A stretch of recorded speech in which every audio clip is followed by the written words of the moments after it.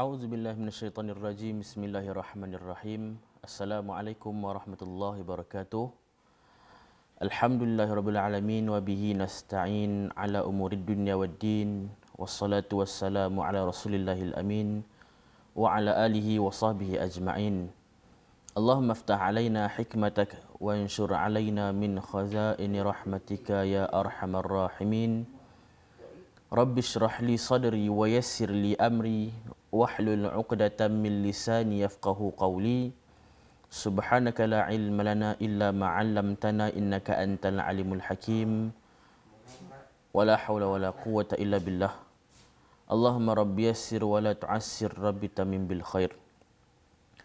Alhamdulillah, syukur kita kehadrat Allah Subhanahu wa taala kerana dengan limpah dan izin kurnianya pada pagi yang penuh berbahagia ini Allah Subhanahu wa taala telah mentakdirkan satu pertemuan kita di dalam secara ke udara kita pada hari ini, mana pada pagi ini kita akan membincangkan satu topik yang berkaitan tentang fidyah.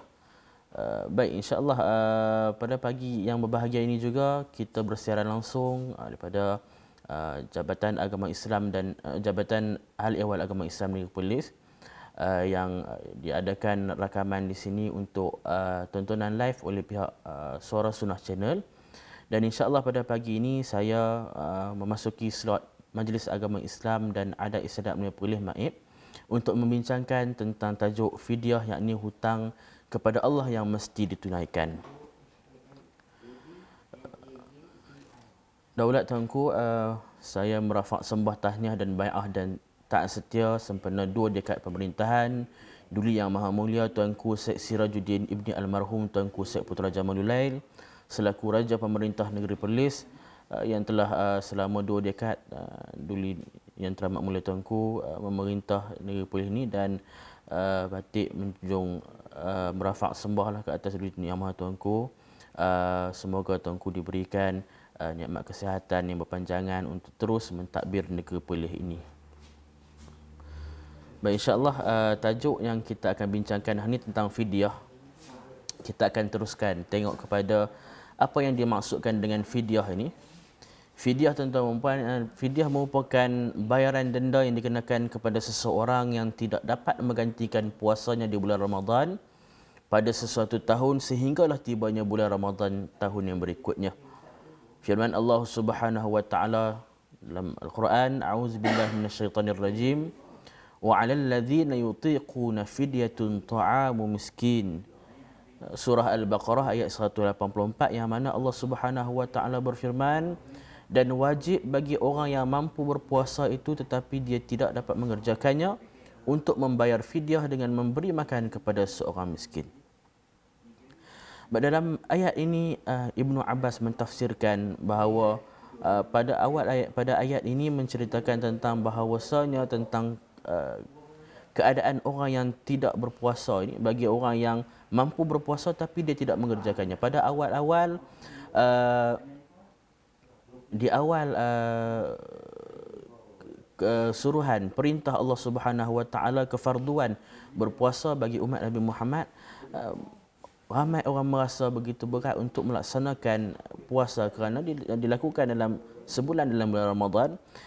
Dan dalam ayat ini Ibnu Abbas menceritakan bagi ada orang yang dewasa yang mereka mampu berpuasa tapi mereka tidak berpuasa, tidak mengerjakannya, lalu untuk membayar fidyah dengan makanan kepada seorang miskin. Akan tetapi selepas pada itu muncullah ayat yang ke-185 yang menasahkan ayat tersebut, yakni faman syahida minkumus syahra falyasum. Maka dengan ayat itu menjelaskan bahawa siapa umat Islam yang melihat anak bulan Ramadan maka hendaklah dia berpuasa. Maka di sini menunjukkan bahawasanya puasa itu wajib kepada seluruh orang Islam, dan bukan yang disebutkan dengan orang dewasa yang ini, orang dewasa yang dia tak mampu. Disebutkan syuyukhun ajuzun, orang tua yang dia dewasa dan dia ajuz, dia lemah. ke atas kelemahan dia, atas dia tak mampu kerana sakit dia, maka dibolehkan bagi dia untuk dia tidak berpuasa dan dia menunaikan fidyah yang disebutkan fidyatun ta'amu miskin dalam surah Al-Baqarah ayat yang 184 ini. Baik, golongan yang diberi keringanan untuk berbuka puasa ini, yang pertamanya orang yang dewasa, orang yang tua, sama ada lelaki-lelaki ataupun wanita yang merasa berat apabila berpuasa. Maka ia dibolehkan untuk berbuka dan wajib bagi mereka untuk memberi makan setiap hari kepada satu orang miskin. Baik, yang pertama ni adalah orang dewasa, orang tua, lelaki yang maupun perempuan yang mereka rasa pada mereka itu satu bebanan bagi mereka kerana mereka telah pun tidak ada kemampuan, kerana keuzuran pada diri mereka, kerana mereka yang terlalu tua, terlalu dewasa, terlalu tua sehingga kan mereka tak mampu nak berpuasa. Maka golongan yang pertama ini dibolehkan untuk mereka berbuka, yakni mereka tidak berpuasa, dan wajib bagi mereka untuk memberi makan setiap hari kepada satu orang miskin. Yang keduanya orang sakit yang tiada harapan untuk sembuh. Di sini contohnya penyakit yang kronik seperti kanser dan yang sebagainya. Telah gugur kewajipan untuk berpuasa dari dua kelompok ini di atas ini, berdasarkan dua hal. Yang pertamanya kerana mereka tidak mampu untuk mengerjakannya, dan yang kedua apa yang telah diriwayatkan dari Ibnu Abbas dalam menafsirkan ayat fidyah seperti yang telah dijelaskan di awal tadi. Dalam ayat yang tadi yang kita baca, wa 'alal ladzina yutiquna fidyatun ta'amu miskin, orang yang tak mampu nak mengerjakan puasa tersebut kerana keadaan mereka yang begitu uzur, keadaan mereka yang begitu mereka tak mampu nak melaksanakan ibadah tersebut, ibadah puasa yang disyariatkan kerana keuzuran pada diri mereka. Dan yang satu lagi orang yang sakit yang tiada harapan untuk sembuh.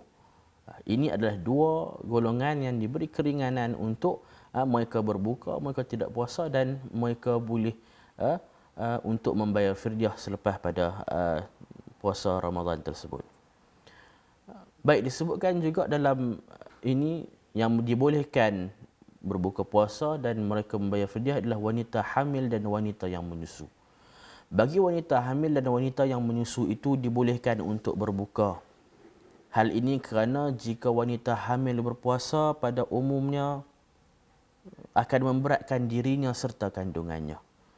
Baik, bagi wanita yang hamil, bagi wanita yang mengandung itu ada secara umumnya akan memberikan satu kemudaratan kepada dirinya dan juga yang lainnya kepada kandungannya.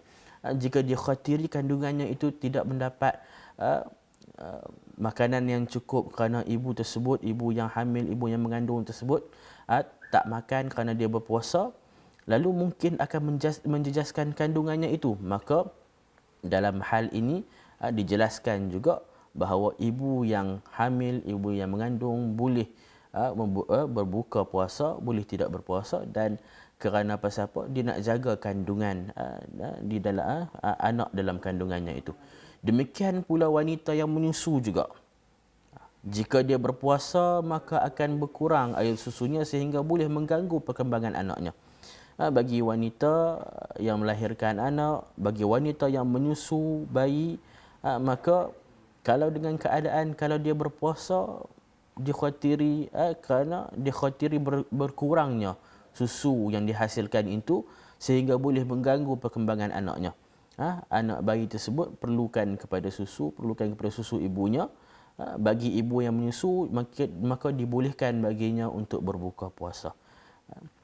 Dalil tentang wajibnya membayar fidyah bagi wanita hamil dan wanita yang menyusu ialah perkataan Ibnu Abbas yang menyebutkan al-murdi'u wal hubla idza khafata ala auladihima aftarata wa at'amata. Wanita yang menyusui itu dan wanita yang hamil jika takut terhadap anak-anaknya akan terjejasnya dari segi zat yang mereka anak-anak tersebut akan dapat, maka keduanya berbuka dan memberi makan. Fa aftarta wa at'amta, maka keduanya berbuka dan memberi makan. Maka daripada inilah yang disebutkan dengan kebolehan, keharusan boleh bagi ibu wanita yang hamil, wanita yang menyusu untuk mengqadakan, membayar puasanya tersebut itu dengan fidyah. Kemudian orang yang mempunyai kewajipan untuk mengqada puasa akan tetapi dia tidak mengerjakannya tanpa uzur hingga Ramadan yang berikutnya. Baik, ini juga orang yang kena bayar fidyah, wajib fidyah ke atasnya, yakni orang yang mempunyai kewajipan untuk qada puasa. Contoh dalam satu tempoh bulan Ramadan, dia tinggal puasa, dia tidak berpuasa. Akan tetapi dia tidak mengerjakannya tanpa uzur. Dia tak buat, dia tidak qada puasa tersebut tanpa ada uzur sehingga Ramadan yang berikutnya. Maka Ramadan yang berikutnya dikenakan fidyah, dan puasa yang orang tersebut tinggal, dia kena qada, dia kena ganti puasa sebanyak bilangan yang dia tinggalkan. Wajib baginya untuk mengqadakan dan membayar fidyah. Hal ini merupakan pendapat jumhur, yakni Imam Maliki, Syafi'i dan Ahmad. Baik, kita tengok kepada jenis dan kadar fidyah. Jenis dan kadar fidyah, berkata Imam An-Nawawi, pendapat yang pertama, kadar fidyah ialah 1 mud dari makanan, yakni makanan ruji untuk setiap hari yang ditinggalkan. Maka yang dijadikan pedoman ialah keumuman makanan penduduk di negerinya. Seperti contoh bagi negeri kita, negeri Perlis di Malaysia ini, makanan ruji adalah beras, adalah nasi. Maka beras itulah yang menjadikan fidyah untuk diberikan makan kepada orang miskin. Maka yang dijadikan pedoman itulah keumuman makanan di negerinya. Demikian, ini pendapat yang paling kuat. Pendapat yang pertama ni pendapat yang paling kuat lah, yang mengatakan makanan ruji itu adalah merupakan makanan untuk yang dibayarkan fidyah kepada fakir, kepada miskin, untuk ke atas puasa yang ditinggalkannya itu. Dan ada pendapat yang kedua, iaitu mengeluarkan seperti makanan yang biasa dia makan setiap hari. Ini pendapat yang kedua. Dan pendapat yang ketiga, diperbolehkan untuk memilih di antara jenis makanan yang ada. Tetapi pendapat yang kuat tadi menyebutkan makanan yang rujilah makanan utama bagi sesuatu masyarakat, bagi urus satu tempat tu dalam satu negeri. Maka itulah yang dijadikan fidyah, jenis dan kadar fidyah. Cara membayar fidyah boleh dilakukan dengan 2 kaedah. Yang pertamanya, memasak atau membuat makanan, kemudian memanggil orang-orang miskin sejumlah hari-hari dan yang dia tidak berpuasa, sebagaimana hal ini dikerjakan oleh sahabat, yakni Anas bin Malik ketika beliau tua, ketika beliau sakit uzur. Anas bin Malik membuat makanan dan memanggil orang miskin sejumlah hari yang dia tidak dapat berpuasa itu, maka diberikan makan kepada fakir miskin tersebut. Itu kaedah yang pertama. Yang keduanya, memberikan kepada orang miskin berupa makanan yang belum dimasak. Para ulama berkata dengan 1 mud dari gandum atau setengah sa' dari selainnya. Akan tetapi sebaiknya diberikan sesuatu untuk dijadikan sebagai lauknya dari daging atau selainnya, sehingga sempurna pengamalan terhadap firman Allah yang telah disebutkan, ta'amu miskin, bagi makan kepada orang miskin, yang melingkup, yang merangkumi bagi makan kepada orang miskin, yang mana kadar dia kena bagi 1 mud daripada beras, 1 mud daripada gandum, qumuh, lagi hantah, bagi 1 mud bagi benda-benda yang makanan yang asasi bagi satu-satu tempat tu kepada fakir miskin. Dalam pendapat yang cara yang kedua ini juga, para ulama kata dengan 1 mud gandum dan setengah sa' dari selainnya, akan tetapi sebaiknya diberikan sesuatu untuk dijadikan sebagai lauknya dari daging ke, kita bagi ayam ke, bagi apa ke, untuk nak melengkapi sebagai benda untuk dimakan. Kalau bagi beras saja tak cukup, kata. Jadi nak kena dengan ada sebagai lauknya, sebagai melengkapi satu hidangan makanan untuk nak bagi miskin, orang miskin tersebut, dia sekali makan dan dia berasa kenyang dengan hidangan tersebut. Bagi Negeri Perlis kita telah berfatwa, jawatan kuasa fatwa Negeri Perlis bersetuju bahawa tidak wajib menggandakan fidyah meskipun melibatkan langkawan tahun. Ini saya bacalah fidyah fatwa Negeri Perlis yang berkaitan dengan kiraan fidyah ni. Yang mana jawatan kuasa fatwa Negeri Perlis bersetuju bahawa tidak wajib menggandakan fidyah meskipun melibatkan langkawan tahun. Yang kedua, kadar semasa fidyah meninggalkan puasa di Negeri Perlis yang dipersetujui adalah sebanyak RM5 bagi satu hari puasa. Kadar tersebut berasaskan kepada satu hidangan makanan. Kalau kita kembali kepada tadi, kalau kita tengok kepada satu mud beras, kita tengok mungkin dalam timbangannya lebih kurang dalam 650 gram ke 700 macam tu. Kalau kita tengok daripada segi nilai dia 650 ke 700 gram ni lebih kurang dalam harga dia RM3.20, RM3.20 macam tu. Akan tapi yang tu beras saja, tapi belum melengkapi lagi kita nak bagi benda yang untuk miskin tersebut makan. Kita bagi juga sebagai hidangan, bagi lauk, tak kira lah sama ada dari segi kita bagi daging, kita bagi ayam, kita bagi ikan kan? Dan dari segi kadar, jawatan kuasa fatwa Negeri Perlis mengkadarkan RM5 bagi satu hari puasa itu melengkapi untuk satu hidangan makanan. Maksudnya makanan yang telah siap dimasak, yang makanan tu dan ada lauk untuk dijamah untuk dimakan lebih kurang dalam harga RM5. Fidyah juga boleh ditunaikan dalam bentuk mengadakan jamuan kepada fakir miskin atau memberikan kepada mereka makanan keperluan secara terus dengan nilai yang dinyatakan. Fidyah boleh ditunaikan dalam bentuk bagi jamuan kepada fakir miskin. Ini lebih baik, lebih afdal. Kita bagi jamuan dan bentuk jamuan kita sediakan makanan. Sebab pasal makanan tu yang dah tersedia, akan tetapi mengikut pada keadaan semasa ini. Keadaan semasa Imam Hanafi, mazhab Hanafi menjelaskan bahawa dibolehkan untuk kita bayar dengan nilai wang. Kerana pasal apa? Keadaan semasa hari ini wang lebih diperlukan daripada kita bagi makanan. Kadang-kadang ada orang dengan wang tersebut dia boleh guna untuk beli pada bila masa yang dia nak guna makan.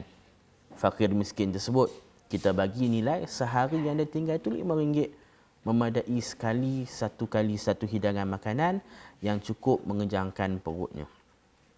Sesiapa yang secara sukarela hendak membayar melebihi kadar fidyah yang diwajibkan, maka ia merupakan satu amalan yang baik. Dalam ini menyatakan, jawatan kuasa fatwa Negeri Perlis menyatakan bahawa sesiapa yang secara sukarela hendak membayar lebih kadar fidyah yang diwajibkan, maka ia merupakan satu amalan yang baik. Akan tetapi kita tengok pada dasarnya adalah kadarnya RM5 sehari bagi orang yang tinggalkan puasa untuk dikenakan fidyah. Yang ni bagi orang tua yang uzur, orang dewasa yang uzur yang tak mampu melaksanakan puasanya, kemudian orang yang sakit yang tiada harapan untuk sembuh, maka mereka tersebut, dan bagi golongan ibu wanita yang hamil dan ibu yang menyusukan anaknya, bagi bilangan hari yang ditinggalkan tersebut, maka hendaklah mereka membayar fidyah ke atas puasa yang mereka tinggalkan tersebut itu. Baik, insya-Allah itu antara penjelasan yang boleh saya terangkan kepada tuan-tuan perempuan berkaitan tentang fidyah ni. Fidyah ni merupakan satu tuntutan, satu denda yang tuntutan denda yang disyariatkan oleh Allah Subhanahu wa taala. Seperti mana ayat yang kita bacakan tadi, wa 'alal ladzina yutiquna fidyatun ta'amu miskin, bagi orang yang tak mampu nak melaksanakan ibadah puasa, fidyatun ta'amu miskin, fidyah baginya ta'amu miskin, dia kena bagi makan bagi orang yang miskin. Jadi berdasarkan pada dalil tersebutlah yang menjelaskan betapa pentingnya kita membayar fidyah. Saya nak sebut juga, mungkin ada di antara kita, mungkin ada dalam kenalan-kenalan kita yang tak perasan tentang puasa yang ditinggalkan ni. Kadang-kadang banyak, tambah seminggu dua ni sering kali dapat panggilan, persoalan WhatsApp, orang tanya bagi mai, orang tanya tentang bagaimana nak fidyah fidyah. Bila disebutkan tentang fidyah ni, kerap kali orang sebut. Kan, orang duk tanya sebab siapa dekat nak puasa dah, macam mana nak bayar fidyah ni? Sebab puasa hari itu kami ada tinggal puasa. Jadi kita akan tengoklah beberapa persoalan yang ditimbulkan. Baik, yang pertamanya saya dapat persoalan lah berkaitan dengan fidyah ni. Saya bersalin pada tahun lepas, sempat puasa dalam 3 hari sahaja. Selepas hari yang keempat dah turun darah sebelum berbuka. Hari kelima saya dah tidak puasa sebab sakit contraction yang amat sangat. Ni bagi seorang wanita lah, dia hantar mai tanya persoalan kepada saya tentang berkaitan nak fidyah, nak bayar fidyah. Sebab pasal apa? Dalam Ramadan yang lepas, wanita ini dia mengandung dan dia alhamdulillah melahirkan anak dalam bulan Ramadan. Yakni dia sempat puasa dalam 3 hari sahaja, dan kemudian hari keempat turun darah. Sebab apa? Dia dah nak bersalin. Hari kelima saya dah tak puasa sebab sakit yang amat sangat. Soalan pertama, kepada siapa kita nak bayar fidyah tu? Berapa cupak berah? Nak kali dengan berapa apa semua tu? Jadi ni saya ambil teks daripada dia. Saya tak berapa faham duk baca kat Google. Okey, baik. Soalan yang pertama, kepada siapa kita nak bayar fidyah tersebut? Kepada siapa kita nak bagi fidyah tersebut? Mestilah kita tumpukan kepada ta'amu miskin, fakir miskin, kepada orang miskin. Golongan siapa kita nak bagi fidyah tersebut? Berapa cupak berah nak kali dengan berapa apa semua tu? Maksudnya soalan dia berapa kadar dia nak bagi, macam mana yang kita sebutkan tadilah. Satu mud berah, yang ni lebih kurang dalam 600 gram. Tapi kita buat bagi ada kadar, kita ikut pendapat mazhab Hanafi yang menyebutkan kata boleh kita bagi dengan wang ringgit yang sebanyak RM5. Dan bagi persoalan ini juga, kita Fatwa Negeri Perlis menyebutkan bahawa tidak perlu ada gandaan walaupun menjangkaui tahun. Tapi bagi soalan ni, dia tak puasa bulan Ramadan yang hari tu, kan? Tak puasa Ramadan yang hari tu, dan kemudian masa ni dia tanya macam mana nak bagi fidyah, kepada siapa, kepada nak bagi berapa kali. Maksudnya dia bagi bilangan yang dia tak puasa tersebut saja. Contoh kata, kalau kata dia tak puasa 11 hari kali dengan 55, RM5. Sehari RM5, maksudnya dia dapatlah, dia kena bayarkan fidyah sebanyak RM55. Nak bagi kepada siapa? Bagi kepada fakir miskin. Maka saya tak, dia sebut dia tak apa faham. Okey, baik. Soalan yang kedua, kepada siapa kita nak bayar fidyah tersebut? Soalan yang sama, maksudnya 2 kali dia tanya. Sebab ada dapat dari sumber bacaan bagi pada saudara terdekat dahulu. Kalau tak ada, baru boleh bagi kat fakir miskin. Soalan yang kedua ni, si penanya ni, orang yang tanya ni tanya betul-betul, kita nak bagi kepada siapa? Sebab pasal apa? Dari sumber bacaan yang dia duk baca, dia duk cari, dia duk Google, ada yang bagi pendapat kata bagi pada saudara terdekat dahulu. Nak bayar fidyah tu. Kalau tak ada, baru boleh bagi kat fakir miskin. Baik, bagi jawapan yang ini, orang yang nak bayar fidyah kena cari fakir miskin. Kena cari orang yang miskin. Bukan cari saudara mara terdekat dulu, bukan bagi saudara mara terdekat tu makan. Tapi bolehlah kalau saudara mara terdekatnya itu miskin. Tapi kalau saudara mara dia tu berada, bukan orang yang miskin, tak boleh bagilah, bagi kepada orang yang miskin untuk mereka dapat hidangan makanan tersebut. Tapi kalau dalam kalangan ahli keluarga orang yang tak puasa tadi yang nak bayar fidyah, ada orang yang miskin dalam ahli keluarga dia, itu lebih afdal dia bagi kepada ahli keluarganya yang miskin. Tapi kalau tak ada, kita carilah orang fakir miskin untuk kita bayar fidyah tersebut. Kita nak menjelaskan fidyah yang sebanyak mana yang kita tinggalkan, bilangan puasa yang kita tinggalkan tersebut. Soalan yang seterusnya, saya nak bertanya, saya ada meninggalkan puasa Ramadan lepas kerana syarat mengandung, tapi cuma 11 hari sahaja. Jadi tahun ini saya cuma sempat ganti 5 hari, baki ada 6 hari. Jadi macam mana ya saya nak kira untuk bayar fidyah tersebut? Okey, baik. Ini juga soalan daripada wanita lah, bagi muslimat orang perempuan tanya. Saya nak bertanya, saya ada meninggalkan puasa Ramadan lepas kerana syarat mengandung, tapi cuma 11 hari sahaja. Jadi tahun ini saya cuma sempat ganti 5, baki ada 6. Jadi macam mana ya saya nak kira untuk bayar fidyah? Baik, bagi kita sebutkan tadi, bagi wanita yang hamil, bagi wanita yang mengandung tersebut itu, dia yang kena cuma hanya kena bayar fidyah sahaja.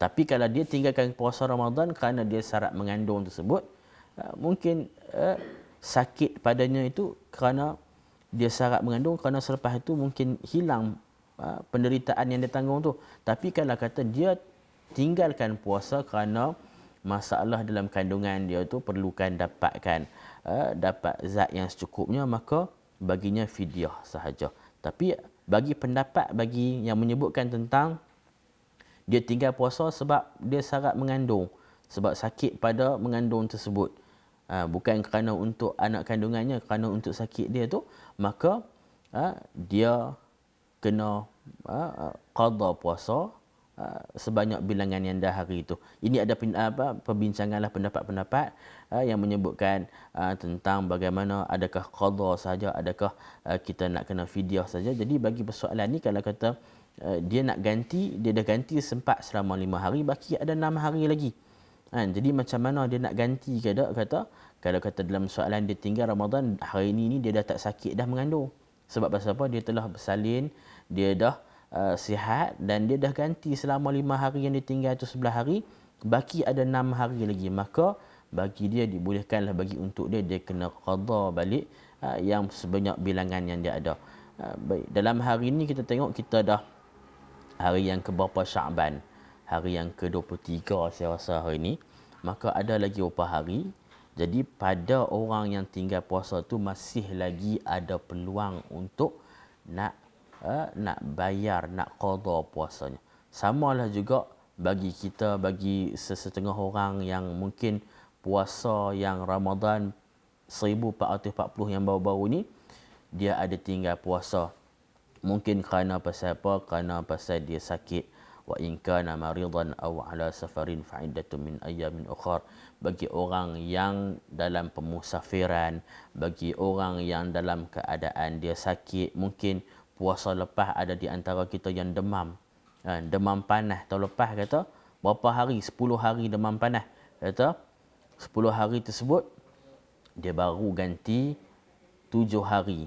Tinggal lagi 3. Lepas tu macam mana ustaz? Saya nak kena pergi bagi fidyah ke? Bagi orang yang tinggal puasa bulan Ramadan yang lepas yang baru ni 1440 ni, dalam tempoh yang ada ni dia kena qada dulu puasa yang dia tinggalkan tersebut. Dia tak kena fidyah. Dia tak kena fidyah. Jangan duk kira nak bagi fidyah sebab pasal apa? Tengok fatwa Nurul Polis RM5 kata boleh ada 3 hari lagi, aku bagilah RM15 kat orang fakir miskin mana. Malah nak ganti kata. Tak. Bagi orang yang dalam tempoh ni, dia kena puasa, dia kena qada balik. Sehingga dalam diriwayat Aisyah radhiyallahu anha berpuasa dalam bulan Syaban untuk puasa qada, puasa ganti, yang mana Aisyah terlalu sibuk melayan baginda Nabi sallallahu alaihi wasallam dalam bulan-bulan yang lain. Bila mai bulan Syaban, Aisyah qada dalam bulan tersebut, menunjukkan had maksimum untuk kita nak qada puasa. Jadi tuan-tuan perempuan mungkin ada yang hutang yang Ramadan yang lepas 1440 itu, maka ini tempoh untuk tuan-tuan perempuan nak ganti, nak qada balik puasa tersebut. Baik, jadi kita kena semak balik. Mungkin ada di antara kita anak-anak kita, isteri kita, sebagai ketua keluarga kena tanya kepada anak isteri, tanya kewajipan bagi seorang bapa, seorang ketua keluarga, peringat tanya, habis tak lagi bayar puasa yang hari itu? Dah qada habis dah ke semua? Dan tanya kepada anak-anak dan isteri, bagi yang wanita, bagi yang haid, ketika bulan Ramadan hari itu mereka tinggal berapa hari, sebagai seorang ketua keluarga kena tanya kepada anak-anak, kena tanya kepada isteri. Kalau kata tak habis lagi qada, maka ketua keluarga ni suruhlah untuk anak-anak isteri qada puasa yang telah ditinggalkan tersebut. Soalan yang seterusnya, Assalamualaikum Ustaz, nak tanya Ustaz, zaman muda dahulu mungkin ada tinggal puasa. Zaman muda dahulu mungkin ada tinggal puasa dan tak diganti, dan kalau dikumpulkan bilangan puasa yang tak digantikan itu tak pasti berapa hari. So saya nak bayar macam mana dan berapa ringgit? Soalan ni saya dah jawab dah kepada personal inbox yang tanya kepada saya, jadi saya tengok balik. Baik, soalan ni tanya, zaman muda dahulu mungkin ada tinggal puasa dan tak diganti. Dan kalau dikumpulkan bil dengan puasa yang tak digantikan, tak pasti berapa hari. So saya nak bayar macam mana dan berapa ringgit? Baik, untuk persoalan ni saya bagi jawapan, ganti berapa jumlah hari yang kita yakin. Maksudnya kalau kata 1438, 1438 bagi tahun 2017, contoh bagi tahun 2016 kita tak puasa 2 hari. Tahun 2017 kita tak ada yang tak puasa. Maksudnya tahun 2017 ni kita puasa belaka semua. Tahun 2018 6 hari kita tak puasa. Bagi tahun 2019 tahun lepas 4 hari. Jadi jumlah dia, jumlahnya adalah sebanyak yang puasa yang perlu diganti adalah sebanyak 12 hari. Dia kena ganti puasa lah 12 hari. 12 hari tersebut yang dia tinggal tu tak ada gandaan, walaupun menjangkaui ke tahun yang seterusnya, tahun yang berikutnya, tak ada pendapat yang kata puasa kena kali, kena ganda berapa hari. Tahun depan ganda lagi, tak ada pendapat yang kata puasa kena ganda. Puasa adalah bilangan yang mana yang kita tinggal, kita kena qada pada tahun yang tersebut. Lalu bagi soalan ini tanya zaman muda dulu, maksudnya banyak tahun lah. Ya, saya bagi contoh kepada jawapan kepada orang yang bertanya ni pun.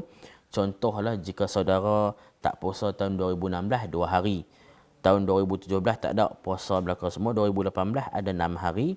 Tahun 2019 ada 4 hari. Bermaksudnya 2 hari campur 6 hari ada 8 hari. 8 campur 4 ada 12 hari yang dia tak berpuasa. Maka ganti puasa yang wajibnya sebanyak 12 hari. Sebanyak yang ditinggalkan tu, yang dia yakin berapa banyak hari yang dia tinggal. Akan tetapi fidyah yang dia kena bayar adalah kadar 8 hari kali dengan RM5. 8 kali 5 iaitu RM40. Dan bagi tahun 2019 tu, dia tak puasa 4 hari. Dalam tempoh yang ada ni, dia kena qada lah. Dia qada perhabis yang tahun 2014 tu, 2019 yang 4 hari tu.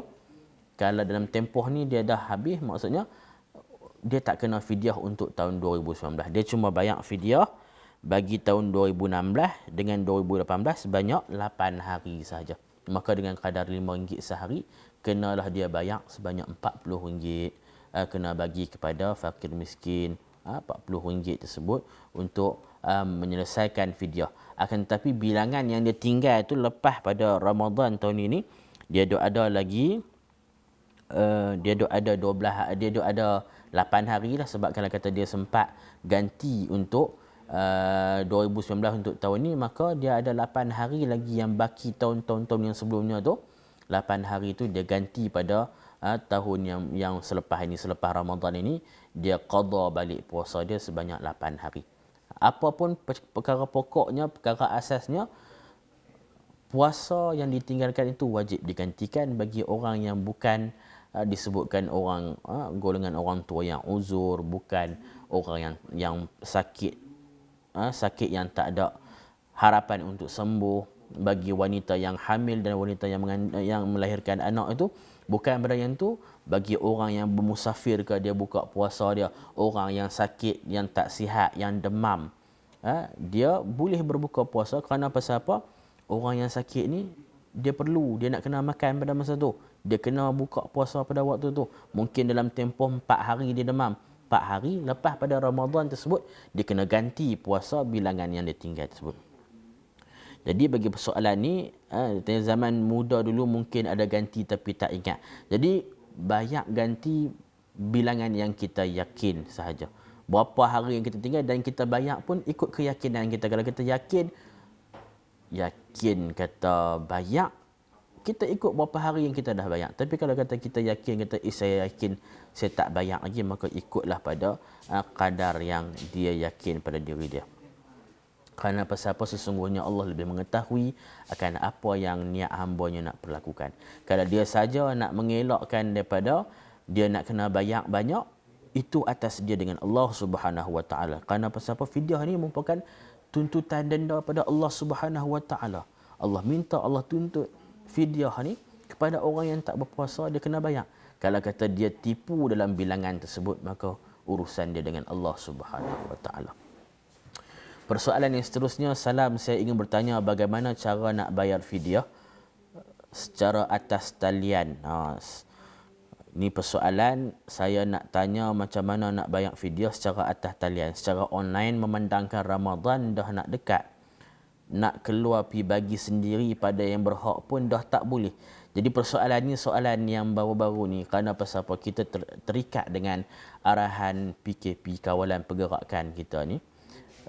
Hamba Allah ni dia nak bayar fidyah tapi memandangkan Ramadan dah nak dekat, nak pi bagi, nak pi cari fakir miskin pun susah. Nak keluar cari, nak pi bagi, susah nak buat pergerakan tu. Nak kena pi beli beras, nak kena bagi ni. Macam mana nak buat, macam mana nak pi bagi kepada yang berhak, dan ya, sebab pasal apa keadaan dia tak boleh nak keluar pi dah.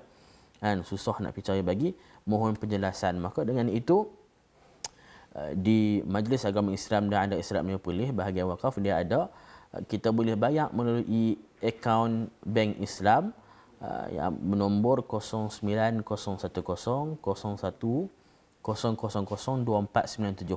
Ini nombor akaun ni boleh dapatlah daripada portal MAIPS, boleh buka di www.maips.gov.my. Dalam tersebut ini saya ambil screenshot dia lah yang menyatakan fatwa mesyuarat jawatan kuasa fatwa negeri Perlis ada sebutkan pada 6 Januari tersebut bahawa kadar fidyah tak wajib digadakan. Macam mana saya baca tadi dalam poster yang tadi tu, kadar semasak dan RM5. Dan kita tengok jika seseorang meninggalkan puasa Ramadan selama 3 hari, maka fidyahnya adalah 3 hari kali RM5. Ini kiraan dia. Berapa hari, berapa tahun yang ditinggalkan pun, fatwa bagi negeri Perlis kata tidak ada gandaan. Jadi tuan-tuan dan puan, bagi untuk yang nak membayar fidyah sehari bermaksudnya kena sebanyak RM5, maka digandakan, dikali dengan berapa hari yang ditinggalkan. Sebagai contohnya, seorang hamba Allah ni, dia pada hari yang ke-10, dia 10 hari berpuasa bulan Ramadan, kemudian hari yang ke-11 itu pagi ketika dia bersahur, dia jatuh dalam bilik ayam, contoh kata. Maka pada hari yang ke-11 tu, dia jatuh, kemudian dia masuk ke hospital dalam keadaan dia tak sedar, dia koma. Dia koma pada hari yang ke-11 sehinggalah hari yang ke berapa? Hari yang ke-20 lah. Hari yang ke-20 ditakdirkan Allah Subhanahu Wa Taala, maka dia telah kembali ke rahmatullah. Maksudnya dalam tempohnya dia meninggal dan ada bilangan hari. Hari yang ke-11, 12, 13, 14, 15 sampai hari yang ke-20 tu dia ada sebanyak 10 hari yang dia tak mengerjakan puasa. Dia meninggal mungkin 3-4 tahun yang lepas, dan pada hari ini mungkin ada sebahagian daripada anak-anaknya, ahli warisnya dengar rancangan online kita pada hari ini dan kata, baru teringat, kata arwah ayah itu ada tinggal 10 hari tak bayar fidyah lagi. Jadi macam mana? Kadar dia 10 hari kali dengan 5, jumlahnya adalah sebanyak RM50. Jadi bolehlah kalau dalam keadaan situasi hari ini ni, kalau kata nak pergi cari fakir miskin tak dapat, bayar kepada Majlis Agama Islam dan Adat Islam Negeri Perlis, bayar kepada dalam akaun ini, bayar fidyah tersebut. Dan tuan-tuan perempuan, kalau kata nak resit, di bawah ni ada tulis kerana hantarkan lampiran tersebut, hantarkan email kepada corporate@maips.gov.my. Ada lagi, ada satu soalan lagi. Seorang pesakit bertanya, penyakitnya itu termasuk yang ada harapan untuk sembuh. Seorang pesakit ni penyakitnya itu termasuk dalam ada harapan untuk sembuh, dan dia tidak berpuasa setelah dia sembuh dari penyakit itu, namun kemudian mati sebelum mengqadanya. Bagaimanakah penyelesaiannya? Ada seorang ni, orang ni dia sakit, penyakit dia tu penyakit yang termasuk ada harapan untuk dia sembuh. Selepas pada tu memang dia sembuh dan dia tidak berpuasa setelah dia sembuh dari penyakit itu. Mungkinlah bulan Ramadan yang lepas dia sakit, kemudian dia penyakit dia sebut bukan penyakit yang kronik, bukan penyakit yang teruk, dia sakit, dia ada harapan untuk sembuh. Selepas pada Ramadan tersebut dia tak qada lagi, mungkin dia agak mungkin ke depan sikit lagi, mungkin bulan depan ke dia nak mula qada. Tapi sebelum pada dia nak qada tersebut, Allah Subhanahu Wa Taala telah mencabut nyawa dia, telah ambil nyawa dia, dan dia telah meninggal dunia. Dan bagaimanakah penyelesaiannya bagi persoalan ini? Maka hendaklah si walinya, si warisnya, anak-anak dia ataupun isteri dia hendaklah mengqadakan sebanyak bilangan hari yang dia tidak berpuasa tersebut dengan membayarkan fidyah ke atasnya. Asalnya lepas pada dia sihat semua tersebut, dia kena bayar bilangan hari tersebut, dia kena ganti puasa. Tapi kerana dia lewatkan, lalu takdir Allah Subhanahu Wa Taala, Allah ambil nyawa dia, lalu maka dalam tempoh itu selepas pada kematiannya, maka si anak-anak inilah perlu menjelaskan fidyah bilangan bapa tersebut. Wallahu a'lam bisawab. Saya rasa setakat itu sahajalah penjelasan saya tentang fidyah. Kita boleh sebutkan di sini bahawa fidyah ini merupakan satu tuntutan yang kita perlu bayar kepada Allah Subhanahu Wa Taala bagi orang yang meninggalkan puasa, yang dia tak mampu berpuasa, kena bayar fidyah. Walaupun kita tengok nilai dia terlalu kecil, kita tengok bagi seorang fakir miskin makan, kadar dia dibagi negeri pulih hanya RM5, kita nak kena bayar. Tuan-tuan dan puan, kita kena bayar benda ni. Sebab pasal apa? Allah nak tengok ketaatan kita, bagaimana keimanan kita kepada Allah Subhanahu Wa Taala. Kita nak melangsaikan hutang kita dengan Allah Subhanahu Wa Taala. Benda ini Allah Subhanahu Wa Taala tuntut bagi orang yang tidak berpuasa untuk bayar fidyah.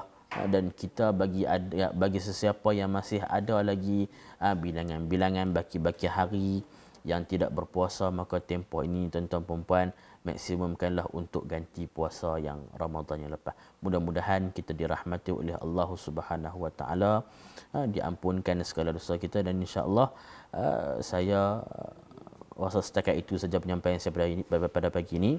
Saya mohon maaflah andai kata ada tersalah silap sepanjang penyampaian saya pada hari ini, ataupun ada yang saya sebut mungkin mengguris hati tuan-tuan perempuan. Saya mohon maaf. Saya rasa itu sahaja. Yang baik itu datang pada Allah, yang lemah itu sama-sama kita mohon keampunan pada Allah Subhanahu Wa Taala agar diberikan keampunan kepada kita. Wallahu taala alam bisawab. Subhanakallahumma wa bihamdika asyhadu an la ilaha illa anta astaghfiruka wa atubu ilaik. Wassallallahu ala Muhammadin wa ala alihi wa sahbihi wasallam. Walhamdulillahi rabbil alamin. Assalamualaikum warahmatullahi